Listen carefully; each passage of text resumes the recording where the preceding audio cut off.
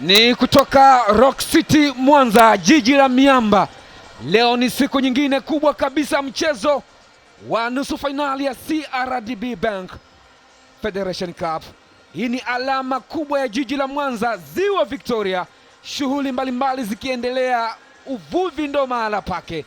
Roundabout maarufu zaidi ya samaki jijini Mwanza ni alama nyingine ya jiji hili kubwa kabisa ambalo lina umaarufu mkubwa hapa Afrika Mashariki na Afrika kwa ujumla. Hapa leo ni siku nyingine nzuri kabisa ambapo tunashuhudia mchezo mkali wa nusu fainali ambapo Azam FC wanaikaribisha Young Africans.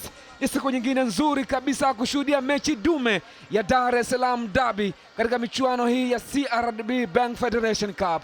Zinapokutana timu mbili hizi popote pale katika ardhi ya Tanzania, shughuli ni pevu. Wanaume hawa wanasakata kabumbu bora kabisa ya viwango vya hali ya juu.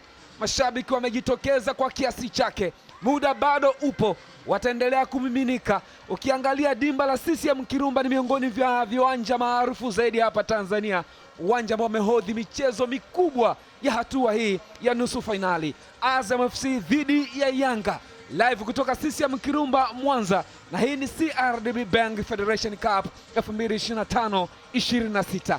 Nani anakwenda fainali kuungana na Simba Sports Club? Tutashuhudia Mzizima Derby kwa maana ya Simba na Azam, ama Kariakoo Derby, Simba na Yanga katika fainali.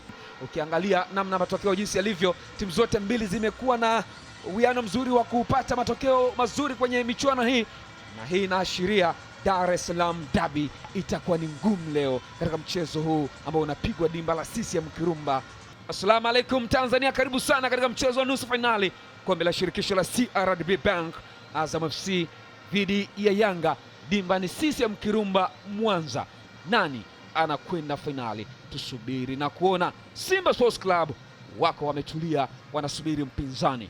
Mimi ni Baraka Mpenja, mwamba wa Malila, fahari ya Tete, toka nami katika dakika zote 90 za mchezo huu.